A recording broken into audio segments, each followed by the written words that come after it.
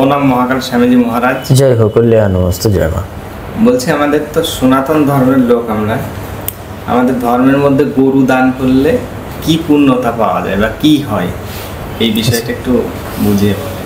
মানে গরু দান করার বিধান আছে কি না, বা সৎ কথায় গরু দান কেন করা হয় এরকম? হ্যাঁ।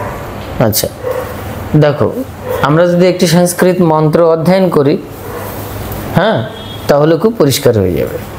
একটি মন্ত্র তোমরা হয়তো এখানে শুনেছো, আমি অনেকবার উচ্চারণ করেছি, বা কোনো মিটিংয়ে তোমরা এই লেকচারটা শুনেছো। ওই সময় মন্ত্র উচ্চারণ করতাম যখন আমার অনলাইন মিটিং হতো, তখন প্রায়শ আমি মিটিংয়ের শুরুতে মন্ত্র উচ্চারণ করতাম। সেখানে একটি মন্ত্র রয়েছে, ধরো নমো ব্রাহ্মণ্য দেবায় গো ব্রাহ্মণ্য হিতায় চ জগদ্ধিতায় কৃষ্ণায় গোবিন্দায় নমো নমঃ। এই যে এখানে আমরা শব্দ পেয়েছি না, গো ব্রাহ্মণ্য হিতায় চ, এই যে গো ব্রাহ্মণ, গো অর্থে এখানে গাভী গরু, ব্রাহ্মণ মানে এই যে ব্রাহ্মণ ধর, আর ইহার আগে একটি শব্দ এসছে নমঃ ব্রাহ্মণ্য, ঠিক আছে। আর এটা হচ্ছে গো ব্রাহ্মণ, ব্রাহ্মণ আর ব্রাহ্মণ, ঠিক আছে। এই যে ব্রাহ্মণ সহজ কথা, আর হচ্ছে ব্রহ্ম। এখন কৃষ্ণ হচ্ছে এই গরু এবং ব্রাহ্মণকে ভীষণ মর্যাদা দিয়েছেন, ভালোবেসেছেন, বা তাকে সহজ কথায় পুজো করার কথাও বলেছেন, ঠিক আছে। সহজ কথায় কৃষ্ণ হচ্ছে জগতের মঙ্গলকারী, তিনি সমগ্র প্রাণী ব্রাহ্মণদের মঙ্গল চাইছেন, যিনি মঙ্গল করেন। হিতায় মানে হিত, মঙ্গল করা, যিনি মঙ্গল করেন। জগদ্ধিতায় জগতের কল্যাণ করেন যিনি, সেই কৃষ্ণকে আমি, সেই গোবিন্দকে আমি প্রণাম করি। জগদ্ধিতায় কৃষ্ণায় গোবিন্দায়, এখানে গোবিন্দ একটি শব্দ পেয়েছে, ঠিক আছে। তাহলে এখানে গোবিন্দ, গো মানে এখানে গাভী মানে অনেকে বলবেন, কিন্তু গো শব্দের অনেক অর্থ আছে। গো শব্দে হঠযোগ সিদ্ধান্ত বা তন্ত্র সিদ্ধান্ত, গো মানে জীব, জীব। আবার গোবিন্দ শব্দটির অর্থ হচ্ছে গো মানে জ্ঞান, আর বিন্দ মানে অন্বেষক, যিনি জ্ঞান অন্বেষণ করেন। আবার বিন্দ মানে প্রসারণ, অর্থাৎ যাতে জ্ঞানের প্রসারণ মানে জ্ঞানের বিস্তীর্ণতা, অসীম জ্ঞান, সেই ব্যক্তি হচ্ছেন গোবিন্দ। এই জিনিসগুলো উঠে এসে। আবার গো মানে পৃথিবী আছে, ঠিক আছে। এখানে এই যে গো ব্রাহ্মণ, গাভী এবং ব্রাহ্মণ, গরু এবং ব্রাহ্মণ একসাথে কেন বসালো? এই দুটো বস্তুকে বা দুটো প্রাণীকে এক জায়গায় কেন বসালো? ব্রাহ্মণের পাশাপাশি গরু বসিয়েছে, তাহলে কি ব্রাহ্মণ গরু? মানে তাচ্ছিল্য সুরে যদি আমরা দেখি, বা তাচ্ছিল্য দৃষ্টিকোণ থেকে যদি দেখি, তাহলে এখানে পরিষ্কার বোঝা যাচ্ছে কি না যে ব্রাহ্মণ কিন্তু ওই গরুর সাথে তুলনা করা হয়েছে, ব্রাহ্মণ তুই শালা গরু, বিষয়টি এরকম হতে পারে। কিন্তু এটা সমালোচকগণ বলেন এটা কোনো যুক্তিসঙ্গত তথ্য নয়, কারণ দ্বিতীয় লাইনটা যখন দেখা হচ্ছে তখন পরিষ্কার হয়ে যাচ্ছে, গো ব্রাহ্মণ হিতায়, গো গাভী বা গরু এবং ব্রাহ্মণের কল্যাণ করছেন, জগতের কল্যাণ করছেন, তাহলে তো এখানে খারাপ অর্থে ব্যবহার করা হয়নি। সুতরাং এখানে আমরা দেখতে পাচ্ছি যে কৃষ্ণ স্তুতির ভেতরে এখানে উঠে আসছে যে কৃষ্ণ জগতের কল্যাণ করেন এবং পশু প্রেমী। গো অর্থে এখানে পৃথিবী, তাহলে পৃথিবীতে যত সৃষ্টি আছে, প্রাণী আছে, তাকে তিনি কি করছেন? মঙ্গল কামনা করছেন। এই দৃষ্টিকোণ থেকেও দেখতে হবে। সুতরাং যদি আমরা শুধুই স্পেসিফিক গরুকে ধরি, তাহলে গরুকে যদি তুমি সম্মান করো, সেই গরুকে যদি অপরের কল্যাণের জন্যে সেই গরুকে দান করো, যে গরুর মাধ্যম দিয়ে সে জীবিত থাকবে, ভালো থাকবে, বেঁচে থাকবে। কেন থাকবে? কারণ গাভী থেকে বা গরু থেকে আমরা অনেক ভালো ভালো জিনিস পাই। কি পাই?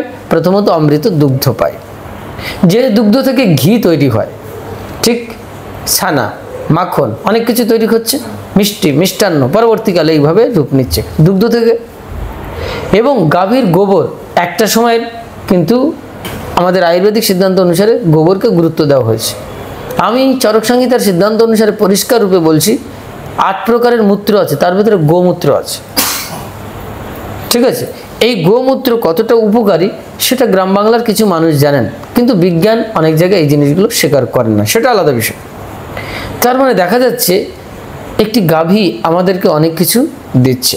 এবং একটা সময় যখন টেকনোলজি আসেন, এখান থেকে 25 বছর 30 বছর আগে চলে যাও, তখনও ধান মাড়াই করা হয়েছে এই গাভীকে বা গরুকে নিয়ে, মাঠ বা ক্ষেতে চাষ করা হয়েছে গরুকে নিয়ে, তা নাহলে ফসল উৎপাদন হতো না।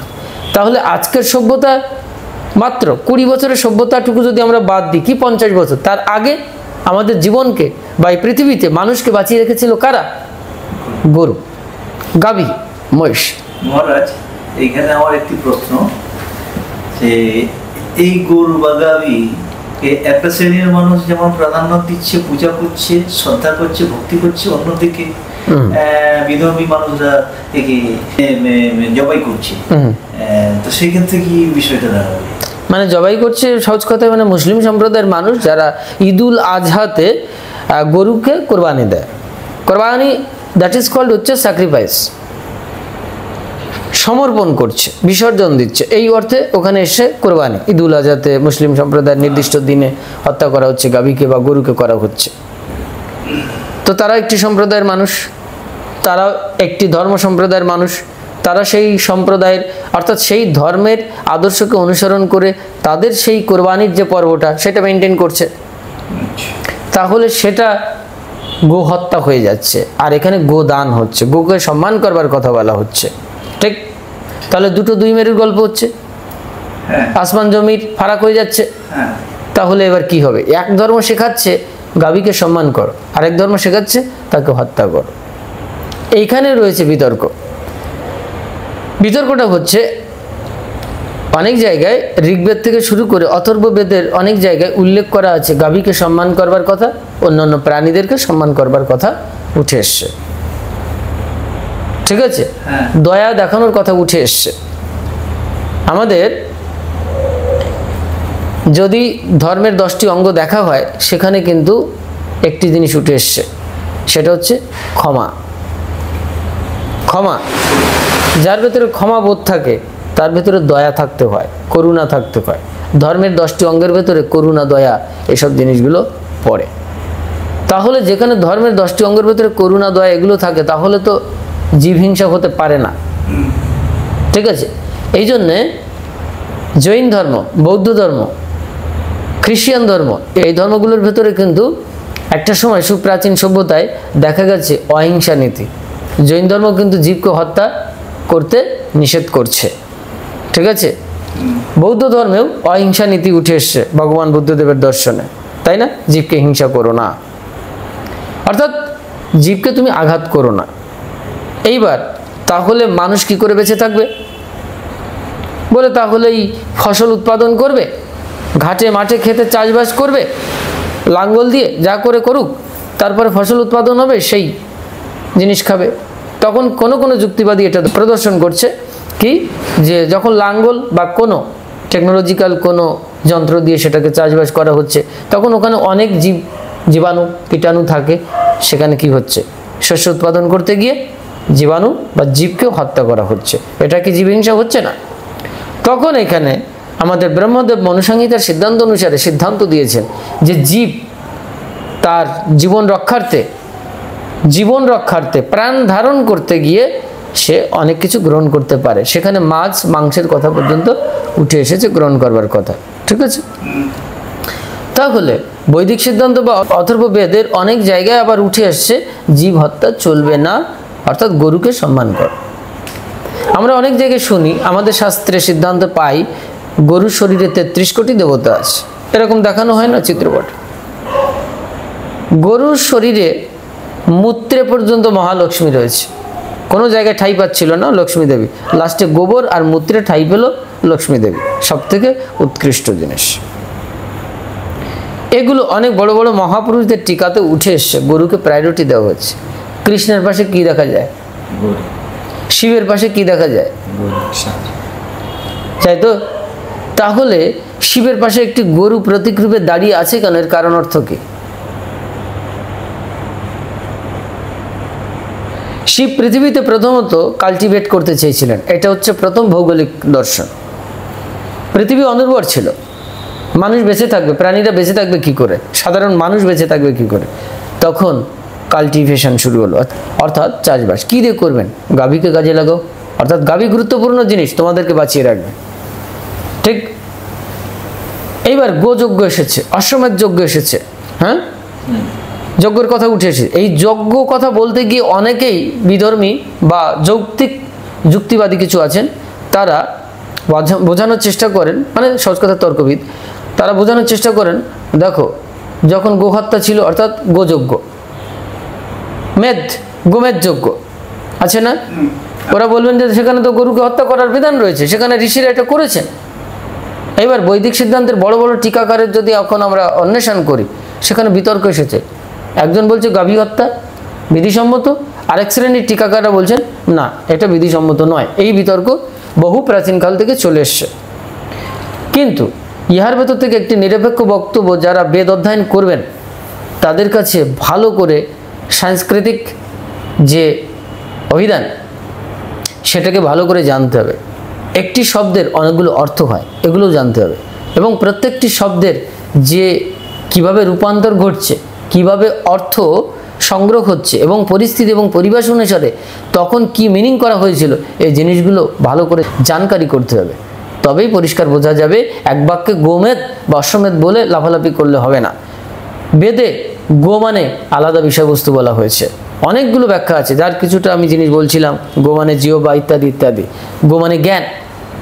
ঋষিরা এই জ্ঞান যজ্ঞ করতেন, এই জ্ঞানকে অর্থাৎ জীবনের জৈবিক বৃত্তির যে অজ্ঞানতার নামক যে গরুটি, সেই অজ্ঞানতাকে পুড়িয়ে ছাই করে দিয়ে সেটাকে মডিফাই করে রূপান্তরিত করছেন, ট্রান্সফর্ম করছেন, সেটা হচ্ছে জ্ঞানে পরিণত হচ্ছে। মানে গো মেদ যজ্ঞ। মেদ মানে চর্বি, মেদ মানে সত্যি কথা বলতে আমাদের সপ্তম প্রকারের ধাতুর একটি প্রতীক চিহ্ন মেদ। তার মানে জ্ঞান কোথা থেকে আসবে? ব্রহ্মচর্য থেকে আসবে। অনেক মিনিং হতে পারে, অনেক ধরনের টিকা হতে পারে। তার মানে সেই গাভীকে তুমি দান করবে, তুমি জ্ঞান দান করবে। সেই জ্ঞান দান করলে তুমি বলছিলে পুণ্য হয় না কি হয়? সেই জ্ঞানের থেকে শ্রেষ্ঠ দান আর কিছু হয় না। গাভী দান না, গাভী ভৌগোলিক, ঐতিহাসিক এবং ফিজিক্যালি সেটা গুরুত্বপূর্ণ, সামাজিক দৃষ্টিকোণ থেকে বেঁচে থাকার একটি অবলম্বন। সেটা বড় দান, অন্নদান বড় দান। অন্নদান করবার কথা আছে আমাদের সনাতন শাস্ত্রে, তো অন্নদান বড় দান। এই অন্নের ভেতরেই কিন্তু পড়ে যাবে আবার গাভী মহিষ। দুঃখের বিষয়, ভারতবর্ষ হিন্দু সনাতন রাষ্ট্র বলে যারা লাফালাফি করেন, সেই ভারতবর্ষ যদি আমরা মার্কিন একটি সংস্থার দ্বারা জরিপ করার সিদ্ধান্ত শুনি, আপনি অবাক হয়ে যাবেন। 2016 সালের গণনা বা সিদ্ধান্ত তাদের, এটা মার্কিন একটি সংস্থা বলছে পৃথিবীর বৃহত্তম গরুর বা মহিষের মাংস রপ্তানির দেশ হচ্ছে ভারতবর্ষ। আরেকটা জায়গায় উঠে এসেছে বা বর্তমান সময় বিচার করলে দেখা যায় ভারতবর্ষ হচ্ছে পৃথিবীর দ্বিতীয় বৃহত্তম দেশ এই মাংস, গোমাংস বিক্রেতা, রপ্তানিকারী দেশ হিসেবে। তার মানে কি পরিমাণ গোমাংস, গো হত্যা করা হচ্ছে বোঝা যাচ্ছে। অথচ আইনের সিদ্ধান্ত অনুসারে এই ভারতবর্ষে প্রায় 20টা প্রদেশে গোহত্যা নিষিদ্ধ। নাগাল্যান্ড ইত্যাদি দেশ আছে যেখানে নিষিদ্ধ নয়, ঠিক আছে, এরা সব খায়। এবার আমি কিন্তু পক্ষে বিপক্ষের বিষয়টি নিয়ে আমি এখানে মারামারি করতে চাচ্ছি না, আমি লজিকটা দেখানোর চেষ্টা করছি। তাহলে এক শ্রেণীর সিদ্ধান্তে উঠে আসছে গাভী কতটা উপকারী, তাই না? এইবার বৈদান্তিক দৃষ্টিকোণ থেকে দেখতে হবে যে গো মানে হচ্ছে জ্ঞান। সহজ কথায় গোবিন্দ যিনি জ্ঞানের উৎকৃষ্ট বিষয়বস্তু, সেই জ্ঞানকে যিনি প্রদান করবেন জ্ঞান দানের উপরে। এই জন্য বলছি না গীতা দান, এখন আজকাল ছড়িয়েছে গীতা দান করে বেড়াচ্ছে বই কিনে কিনে। আরে না রে, বাজার থেকে বই কিনে, কলেজের স্ট্রিট থেকে কি বাজার থেকে ছোট ছোট চটি বই কিনে গীতা দান করলে সেই দানে সেই পুণ্য তো আসবে না। আসবে যখন উৎকৃষ্ট জ্ঞান একটি সম্প্রদায়ের ভিতরে সম্পূর্ণ মাত্রায় বা ভক্ত বা শিষ্যকে বা সাধারণ মানুষকে তুমি শেখাতে সক্ষম হবে, সেই জ্ঞানটাই শ্রেষ্ঠ দান, সেটা গীতার দান। ঠিক গরুর ঠিক সেই জ্ঞান দান। যখন এই জ্ঞান দান হচ্ছে তখন শ্রেষ্ঠ দান হচ্ছে, আর তার উপরে পুণ্যত্ব কি স্বয়ং ভগবান তাতে সন্তুষ্ট হন, অর্থাৎ গোবিন্দায় নমো নমঃ।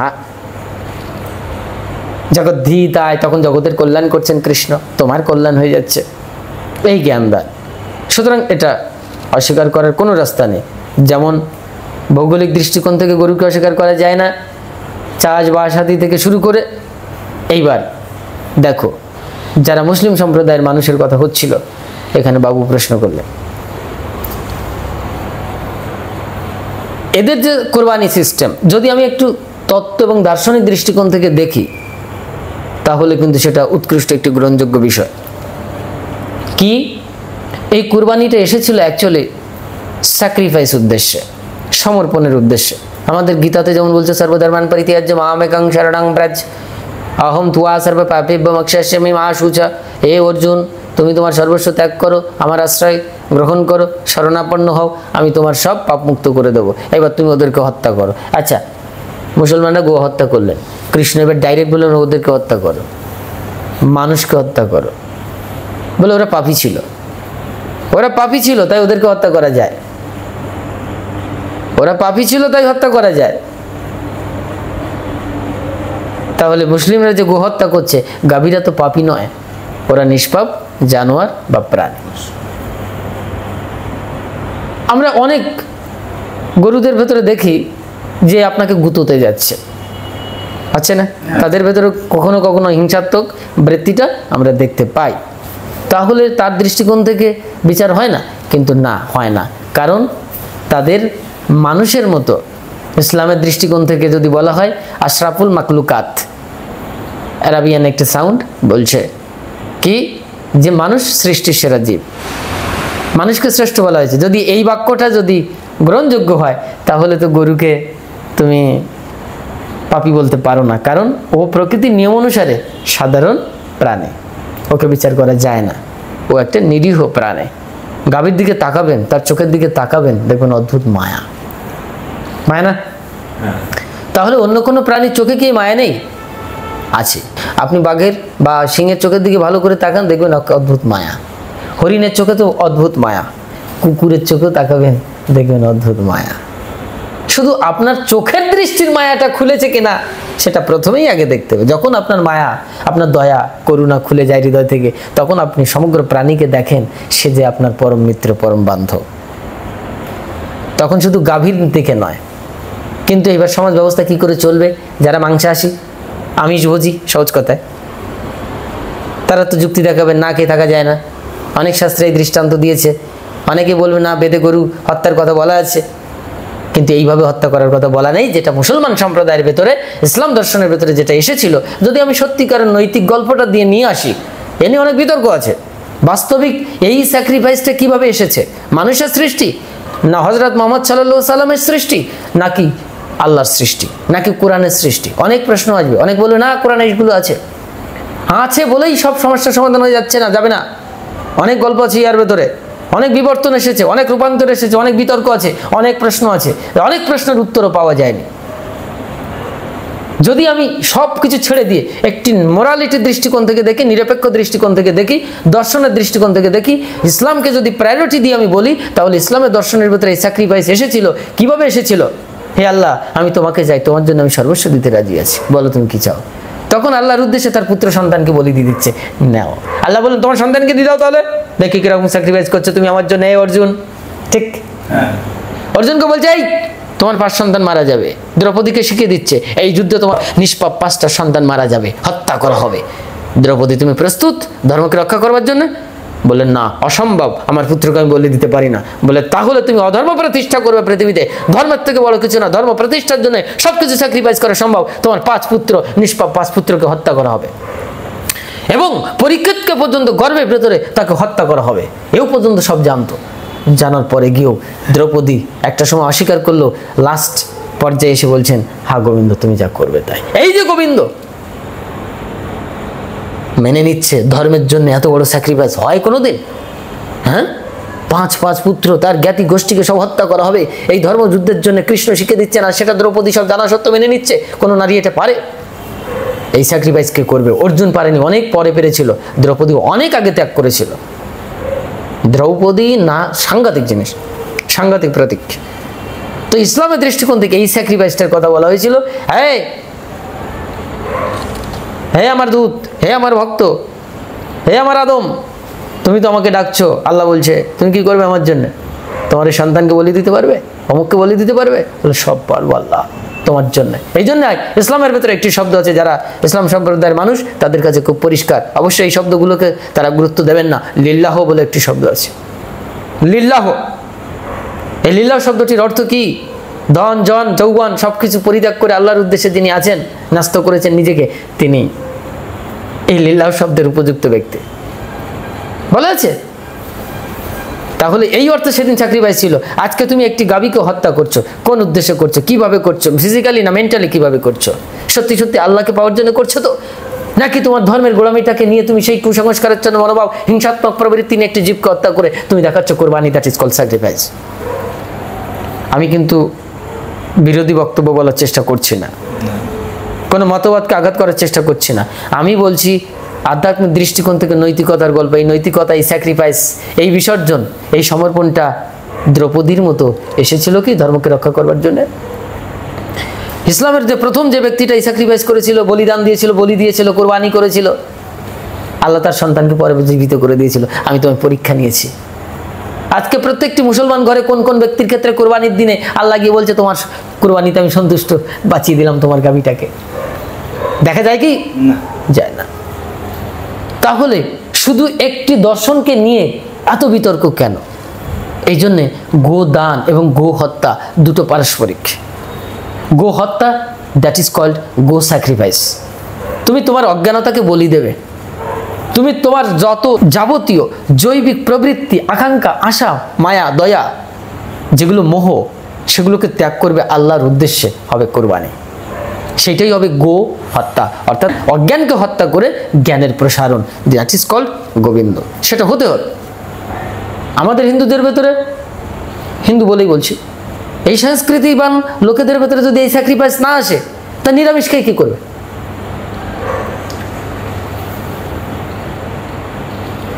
যখন মাঠ খেতে চাষ করছে, কোনো নিরামিষভোজী ব্যক্তি দুঃখ পায়, কষ্ট পায়, যন্ত্রণা পায় যে কেঁচোটা ওখানে আহত হয়েছে?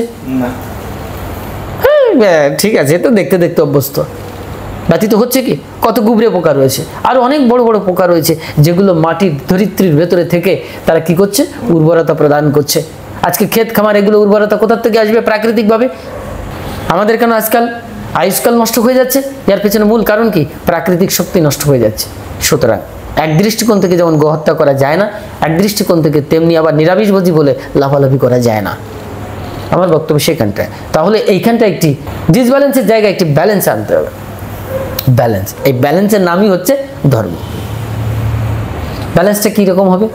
ওই যে মনুসংহিতায় বা মনুস্মৃতিতে সঠিক সিদ্ধান্ত দিয়েছে, ওইটা জানবার পর আমার কাছে পরিষ্কার হয়েছে যে জীবন ধারণার্থে তোমার জন্য যতটুকু প্রয়োজন প্রাণকে বাঁচানোর জন্য, সেটা তুমি গ্রহণ করতে পারো, সেটা জায়েজ, মানে বিধিসম্মত। তাহলে এই যে গোদান বা গোহত্যা, এর দুটোই যদি বিকৃত রূপে যায়, তাহলে কোনোটার ফল সঠিক ফলপ্রসূ হয় না। তবে আমি সহজ কথা বুঝি, জীব হিংসা, জীব হিংসার যদি প্রথমেই বলা হয়, স্বামী বিবেকানন্দ বলছেন জীবে প্রেম করে যেই জন সেই জন সেবিছে ঈশ্বর। বাস, এইখানে বলি শেষ। অনেকে আছে নিরামিষভোজী, উনি তো মুখেই বলেছেন, কিন্তু মাছ মাংস খেয়ে গেছেন, বিরাট লাফিয়ে উঠছে নিরামিষভোজীরা। হ্যাঁ, উনি বলেছেন মুখে, কাজে কিছু করেননি। ব্যাস। কিন্তু যারা নিরামিষভোজী, বিবেকানন্দ কোন জীবহত্যার কথা বলেছেন, বা কোন জীব হিংসার কথা বলেছেন, বা কোন জীবে প্রেমের কথা বলেছেন, সেটা একবার অনুসন্ধান করছেন না গভীর দৃষ্টিকোণ থেকে। না গোহত্যাবাদীগণ করছেন, না নিরামিষ বা গোদানকারীগণ বলছেন। কিরকম? জীবে প্রেম করে যেই জন সেই জন সেবিছে ঈশ্বর। প্রত্যেকটি মানুষের শরীরে জৈবিক প্রবৃত্তি আছে। বীর্য বা শুক্রাণু তৈরি হয়। এক একটা শুক্রাণু মানে কি? এক একটা মানুষের জীবন না? হ্যাঁ, লাখো কোটি শুক্রাণুর ভেতর থেকে একটি শুক্রাণু গিয়ে ডিম্বাণুর সাথে মিলবে, ওইটা হবে বাচ্চা সন্তান, আর বাকিগুলো মরে যাবে। একটা শুক্রাণু ডিম্বাণুর সঙ্গে মিলবে, তখন হবে জাইগোট বা ফিটাস তৈরি করে একটি মানুষের বাচ্চা। এটা মানুষ না সে? তাহলে যখন তুমি একবার বীর্যস্খলন করছো, তাহলে সেখানে লাখো কোটি শুক্রাণু, অর্থাৎ লাখো কোটি মানুষ মরে যাচ্ছে না? জীব মরে যাচ্ছে না? এই জীবে প্রেমটা কি এসেছে আমাদের? এবার নিরামিষবাদীগণ বললেন, বিবেকানন্দ তো মাছ মাংস খেয়ে গেছেন, আমি নিরামিষবাদী। কিন্তু তুমি প্রবৃত্তির দাসত্ব করছো, তুমি প্রতিনিয়ত স্খলন ঘটিয়ে দিচ্ছ। তাহলে তুমি কোথায় জীবকে, আসল জীবকে? তুমি তো এবার মানুষ হত্যা করছো।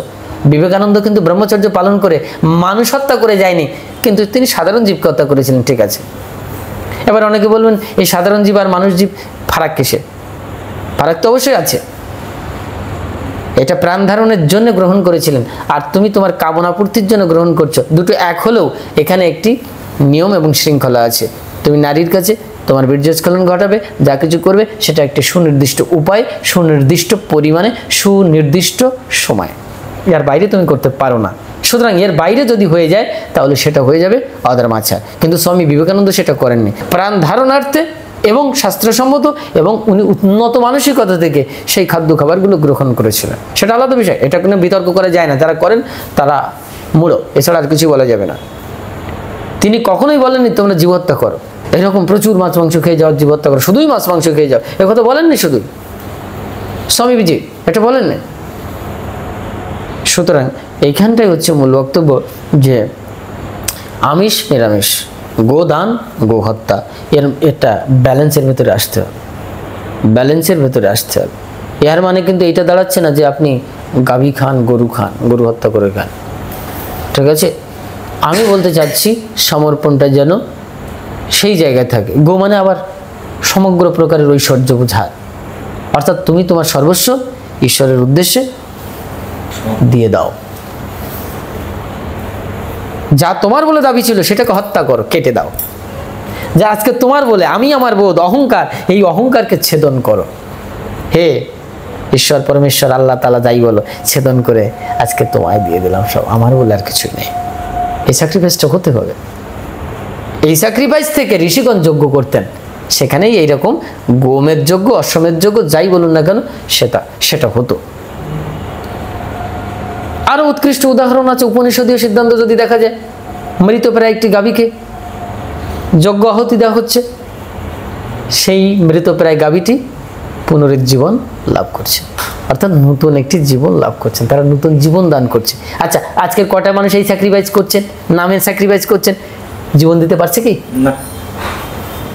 ঋষিদের মতো হয়ে তারপরে সেই গোমেদ বা অশ্বমেধ যজ্ঞের গল্প বলে গরু খাওয়ার কথাটা বলো, এইভাবে তারা খেতেন। যেমন এই অগস্ত্য মুনির কথা যদি একটু উদাহরণ দেওয়া হয়, বাতাপি, এবার এই অগস্ত্য মুনি আর বাতাপি, যিনি একটি ছোট্ট গরুর বাচ্চার রূপ ধারণ করে নিয়েছিলেন। অগস্ত্য মুনি সেই গরুর বাচ্চাটাকে খেয়েছিল, রান্না করে দিয়েছিল রাজা, ঠিক আছে, অগস্ত্য মুনি খেয়েছিল সেটা। এবার খাওয়ার পরে এবার অগস্ত্য মুনি বললেন বাতাপি ভস্ম, মানে বাতাপি তুই ভস্ম হয়ে যা। এখানে অগস্ত্য ঋষির চরিত্রে এই কথাটা উঠে এসে তিনি কেন এই গাভীর মাংস বা গরুর বাচ্চার মাংস খেলেন। গল্পটা এরকমই যে ওই রাজ্যে উনি এই রূপ ধারণ করতেন আর ঋষিদের মেরে ফেলতেন, ব্রাহ্মণদের। বলতে কে প্রসাদ গ্রহণ করতে পারবে সেই ঋষির আমরা সেবা দেব, তাকে সমাদর করব, জ্ঞানী মনে করব, শক্তিমান মনে করব। এই করে করে হাজারো ব্রাহ্মণদেরকে মেরে ফেলেছিল। কেন, কিভাবে মেরেছিল?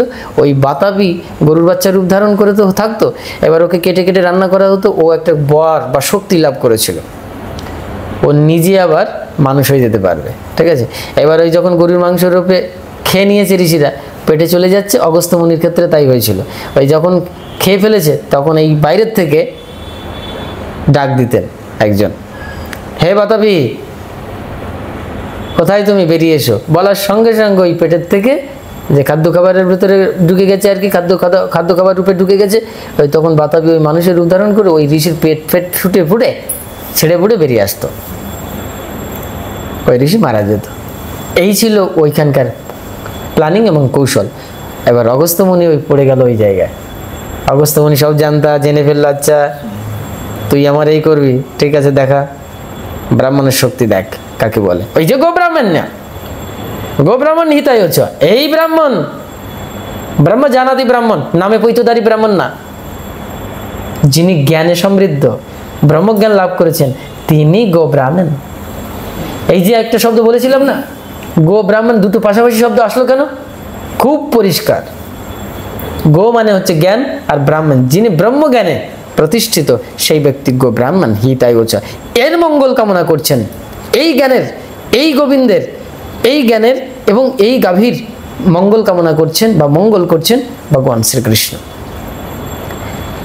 এইবার এই অগস্ত্য মুনি ওই কি করলো ওই গরুর বাচ্চার যে মাংস সেটা খেয়ে ফেললো। বাস বাইরের থেকে এবার ডাক দিল বাতাবি। এর আগে তো বলে ফেলেছে অগস্ত্য ঋষি মুখে, মন্ত্র উচ্চারণ করেছে বাতাবি ভস্ম, মানে গেছে, হজম হয়ে গেছে, আর বেরোচ্ছে না। ব্যাপারটা কি হলো? তখন বাইরে থেকে জিজ্ঞাসা করা হলো কি হলো? বলে কি আর হবে, ও তো হজম হয়ে গেছে, ও হজম হয়ে গেছে, ও আর বাতাবি আর বেরোবে না। তোমরা বহু ঋষিদের ব্রাহ্মণদেরকে হত্যা করেছে এইভাবে, বুঝেছ?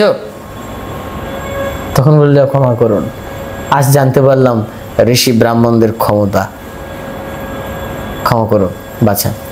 তখন ঠিক আছে, অগস্ত্য মুনি নিজেই ডাক দিল বাতাবি চলে এসো। বাতাবি বেরিয়ে এসছে।